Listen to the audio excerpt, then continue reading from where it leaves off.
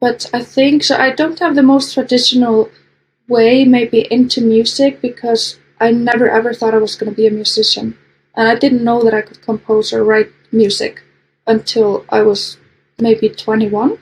I started to doing it like on the side, and I still was like, oh no, I don't write music, and I was in law school studying law. So you were going to be a lawyer? Yeah, I mean, I absolutely hated it.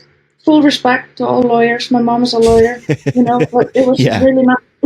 It was really not for me, and I was really kind of like, I don't know. I think I was just like,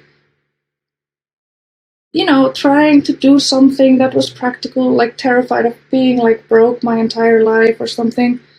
But it didn't work out, and I started writing music, and then more and more, and that escalated. And finally, an old friend of mine said, like, "Hey, did you know that you can study composition?" And I was like, "What? You can?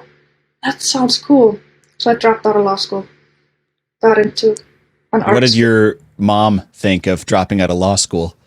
I think both my parents were pretty terrified. I think they had like a crisis meeting and were like, "Oh my god, hopefully she'll What are you change her doing?" mind." Yeah.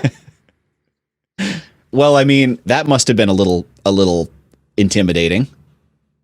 Yeah, I mean, they never told me. Like, my dad told me, like, years later that they had been really worried. They always, like, supported me and behind the scenes, they were like, oh, hopefully she goes back to law school. But, I was able to show them that maybe it wasn't the worst choice to drop out.